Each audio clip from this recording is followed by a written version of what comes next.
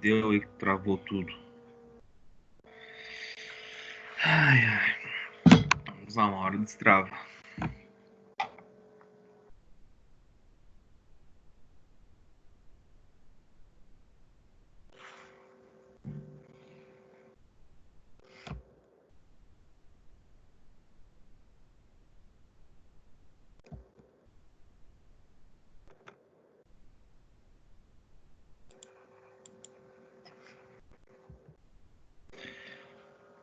Pessoal, a importância do desenho técnico na indústria. Ah, no livro de vocês já tem esse conteúdo, seria a parte final lá do livro de vocês. Deixa eu até dar uma rastreada aqui, já vou apresentar para vocês. Onde vocês vão tomar embasamento futuramente, aí, caso vocês queiram se aperfeiçoar aí nessa parte de leitura e interpretação de desenho técnico. Deixa eu mostrar aqui para vocês. Deixa eu pegar aqui um livro.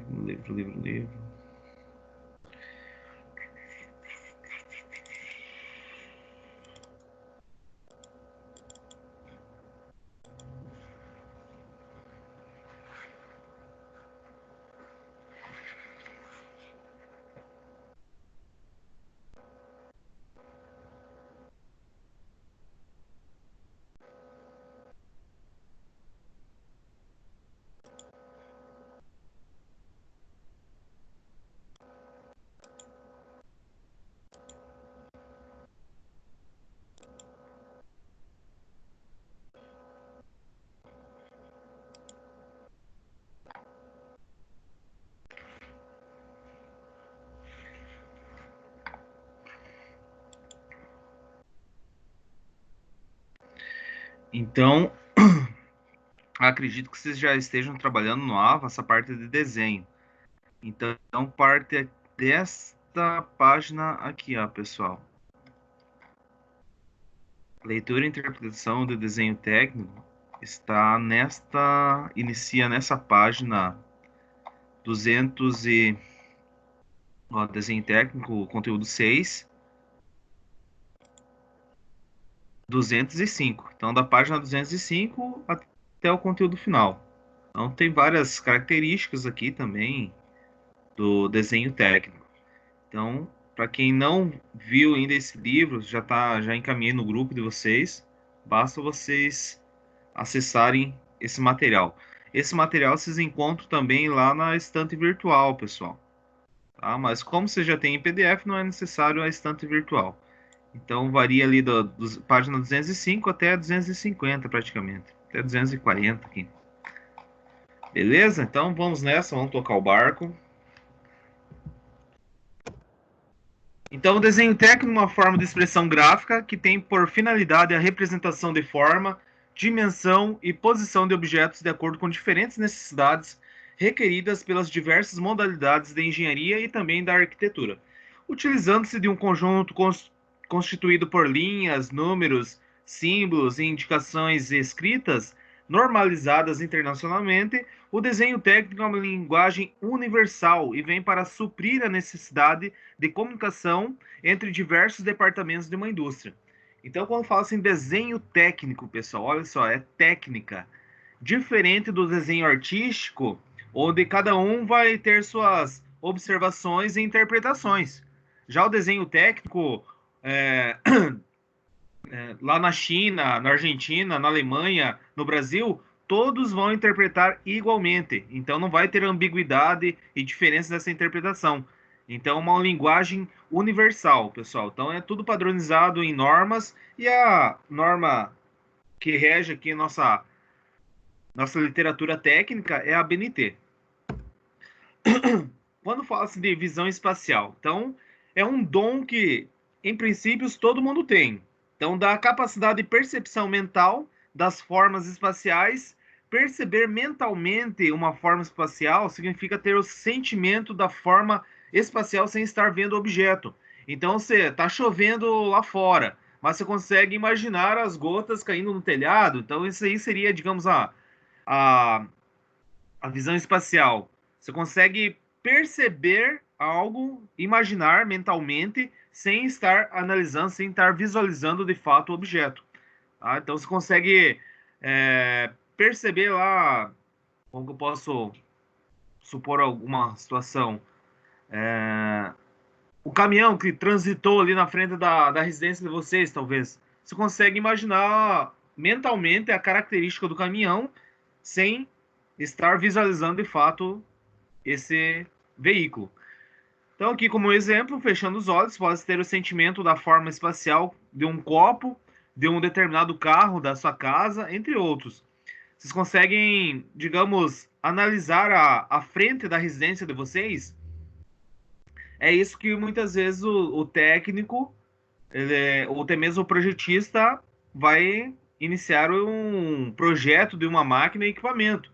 Ele tem que imaginar o funcionamento da máquina, o tamanho da máquina, e ele vai representar no esboço, mas ele tem que imaginar mentalmente para depois transferir essas ideias para o papel. Então, essa que é a ideia da visão espacial. Vocês conseguem ver a cobertura da casa de vocês, imaginar como que ela é? Olhando uma vista de vocês olhando de cima, de frente, de lado. O carro também, como que é o carro ou a moto de vocês, olhando de lado, de cima e de frente, como que ela ficaria? Essa que é a ideia da visão espacial. Você consegue perceber algo sem estar vendo fisicamente os objetos.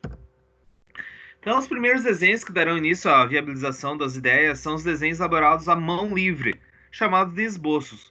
Então, a partir dos esboços, já utilizando computadores, são elaborados desenhos preliminares que correspondem ao estágio intermediário dos estudos, que são chamados de anteprojeto. E, finalmente, a partir dos anteprojetos, devidamente modificados e corrigidos, são elaborados os desenhos definitivos, que servirão para a execução dos estudos feitos. Então são os protótipos, muitas vezes, né, pessoal? Como falei, o técnico, o desenhista, o projetista, ele vai fazer o esboço manualmente para depois transferir essa ideia para o computador. Então, hoje, várias indústrias têm os departamentos de engenharia e projeto. Então, lá tem os softwares onde os técnicos vão desenhar a planta, vão desenhar uma máquina nova, vão desenhar um projeto novo que venha somar aí nas linhas produtivas. Então, primeiramente, faz um esboço para ver, fazer uma análise inicial, depois transfere para o computador, deixando o desenho rigoroso e definitivo. Então, no Brasil, as normas são aprovadas e editadas pela ABNT, foi fundada em 1940, e para favorecer o desenvolvimento da padronização internacional e facilitar o intercâmbio de produtos e serviços entre nações, os órgãos responsáveis pela normalização de cada país, reunidos em Londres, criaram em 1947 a norma ISO, então, a Organização Internacional de Normalização. Então, foi nessa ideia de padronização internacional, pessoal, que está regido o desenho técnico.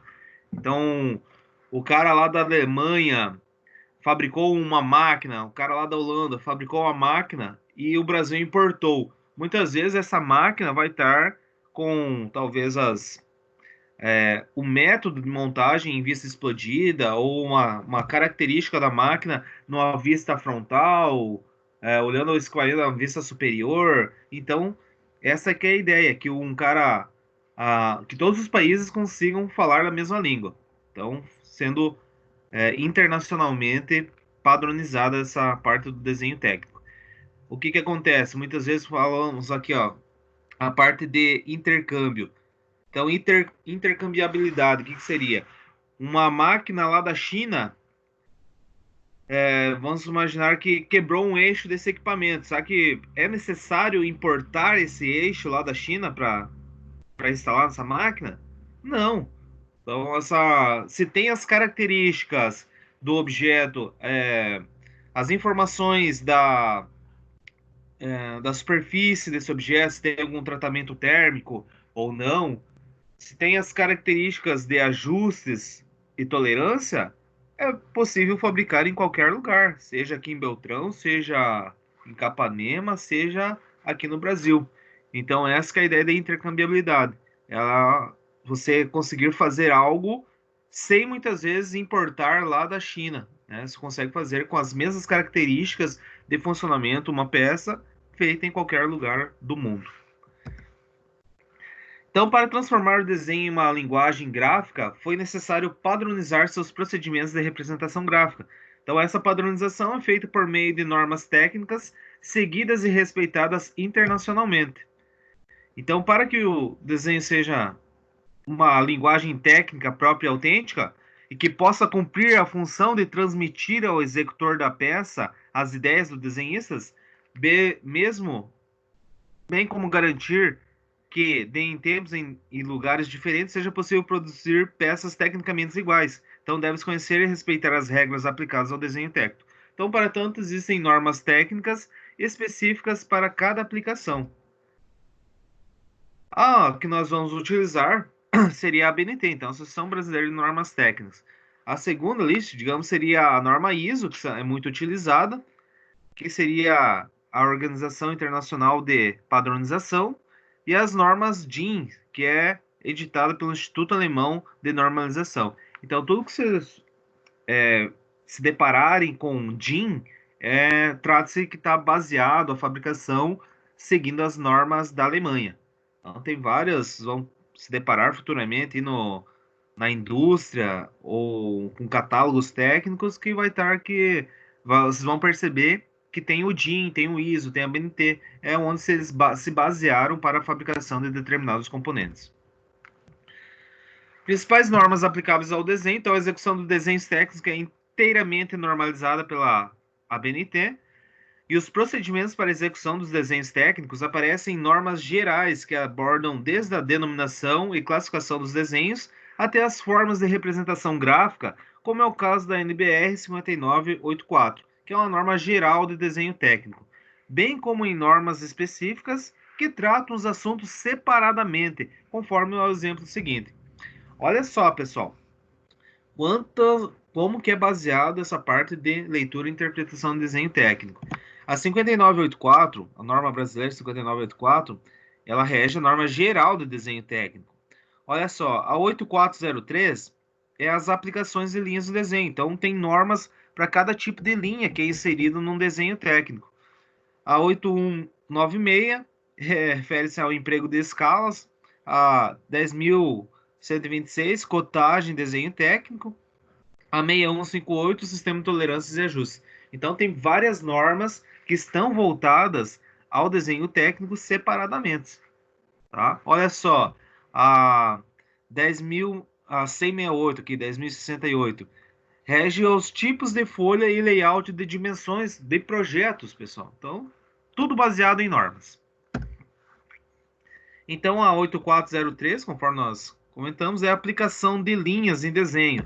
Aqui eu vou passar rapidamente os tipos de linhas que são aplicáveis em desenho técnico. Olha só, as mais usuais seria a linha larga, que a aplicação dela é para contorno e arestas visíveis, do tipo A. A do tipo B é a contínua estreita. Então, essa contínua estreita, pessoal, pode ser em linhas de intersecção imaginária, linhas de cotas, linhas auxiliares, achuras, linhas de chamadas, linhas de centros curtas. Então, tem várias aplicações para esse tipo de linha. Então, quando você se deparar com uma linha contínua e larga, refere-se a contorno e aresta visível. Contínua estreita, todas essas condições. Então, olha só. A linha A, A1, olha só, percebam. Deixa eu pegar aqui uma. Apontador laser. Então, ó, percebam que aqui seria essa linha contínua e larga, que está voltada ao contorno do desenho. Né? Então, as contínuas e digamos, a contínua e larga é aplicada para contorno e aresta visível. Olha só, percebam que é um pouquinho mais larga esse tipo de linha.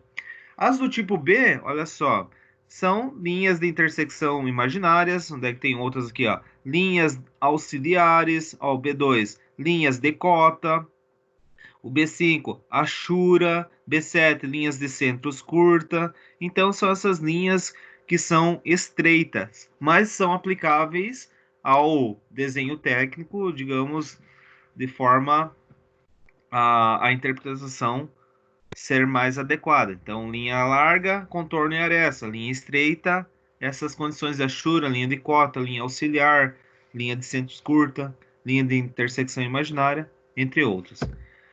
Outras linhas, pessoal. A do tipo C, linha contínua, estreita, mão livre. Então, limites de vistas ou cortes parciais, interrompidas se o limite não coincidir com linhas, traço e ponto. A do tipo D seria mais voltada à parte de projetos auxiliados por computador, que seria o desenho rigoroso já em máquinas, né? A linha do tipo E, linha tracejada e larga, contornos e arestas não visíveis. E a do tipo F é utilizada para contornos não visíveis e arestas não visíveis. Então, vamos nessa, olha só. A do tipo F, percebam, pessoal, tem essa manivela. Essa que é a interpretação. Vocês vão sofrer um pouco agora, mas com o passar do tempo vocês vão conseguir entender a ideia da interpretação do desenho. Ó, percebam que tem uma linha tracejada aqui. E aqui tem um corte. Ó, daí aqui foi feito um corte parcial através do computador, onde representou as superfícies internas aqui desse objeto. Então só foi feito um corte para mostrar os detalhes internos. E aqui tem a linha tracejada. Essa linha tracejada refere-se a aresta e contorno não visível, ou seja, que está omitido pelo observador. Então, quando o técnico se deparar com o projeto deles, vai saber, ah, opa, ali tem um rebaixo que não tá visível aos meus olhos. Então, precisaria de mais uma vista para poder representar essa característica da peça. Então, linha tracejada para arestas e contornos não visíveis. A do tipo D aqui seria para cortes parciais. C nós não temos aqui no momento, mas já vamos se deparar.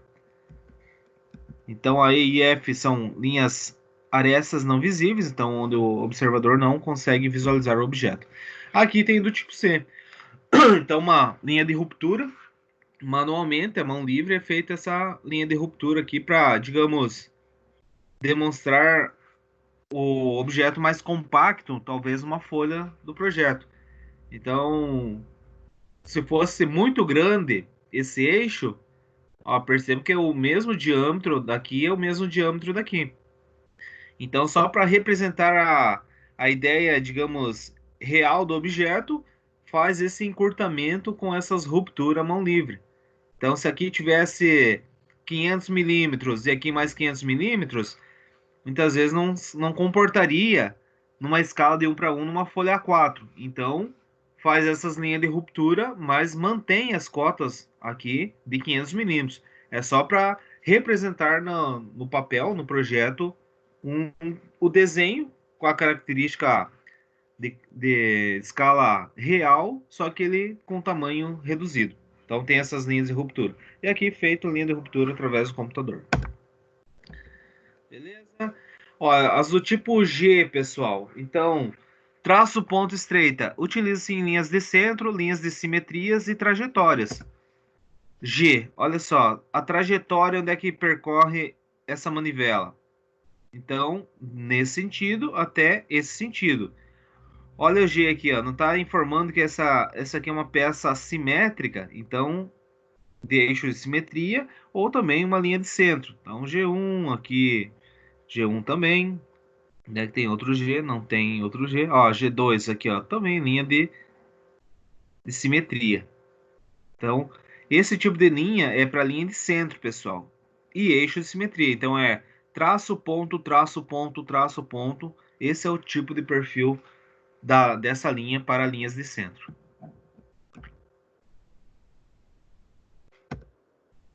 A do tipo K tem essas características, então contorno de peças adjacentes, cantos de peças antes da conformação, linhas de centro de gravidade, detalhes situados antes do plano de corte.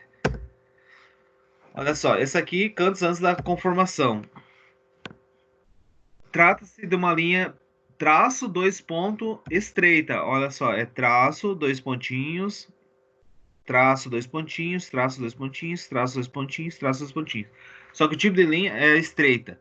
Aqui representa essa linha, tipo esse cabo de guarda-chuva, ela está representada como era o perfil desse objeto antes da conformação mecânica, antes da deformação plástica desse material, tá? Então, se fosse uma, uma superfície aqui, uma barra chata de aço, aqui seria como era antes da conformação mecânica, antes da deformação plástica do material, e aqui depois da conformação plástica. Então, essa linha aqui, talvez muito poucos irão utilizá-la. Aqui, as linhas de centro, utilizado traço, ponto, traço e ponto. Nós temos as linhas arestas de contorno não visível, então a linha tracejada. E aqui nós temos esse tipo de linha, que é a linha de corte, pessoal. Então, utilizado para linha de corte. Então, ela é larga nas extremidades, traço, ponto, estreita, traço, ponto, traço, ponto. Mudança de direção é larga nas extremidades, então ela fica um pouquinho mais larga, traço e ponto. Mudou de direção aqui o plano de corte, ela é larga nas extremidades e, finalizando, ela é larga nas extremidades. Então, essa aplicação para cortes. Vendo onde é que está a nossa linha de corte. Ó, é do tipo H. Ó, traço e ponto estreita, larga nas extremidades e mudança de direção. Então, essa linha aqui é utilizada para planos de cortes. Então, olha só. O plano de corte é como se pegasse aqui, ó. O corte que vai ser representado aqui, que está representado aqui, ele partiu daqui, desceu até aqui, cortando toda a extensão da peça, interceptou esse furo, mudou de direção, veio aqui, cortou outro furo e fechou o corte aqui embaixo. Então, corte AA.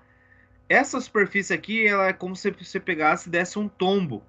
Então, percebo que esse furo aqui, ele está representado aqui com essa superfície em branca. Esse furo aqui também, ó, como traçou pelo vazio do furo, ele é representado dessa forma, porque não é a parte maciça. E aqui onde é que é a parte maciça, ó, é representado achurado. Então ela é achurada as superfícies maciças e no corte onde interceptou os furos fica em branco. Aqui sem símbolo que conduz uma linha de cota, outras aplicações de linha. Aqui com um ponto que se determina dentro do objeto representado.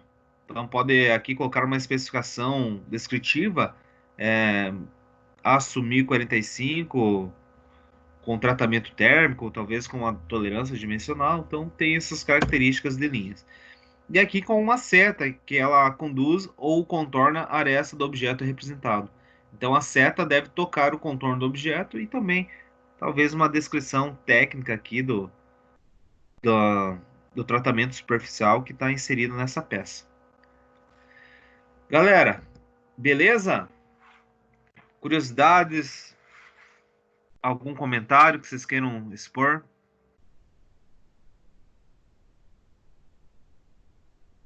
Só uma dúvida, aquele corte ali que você estava falando naquela peça, era feito em corte plasma? Ah, não. Esse aqui tu diz? É, esse daí. Então, esse aqui é a ideia do desenho técnico.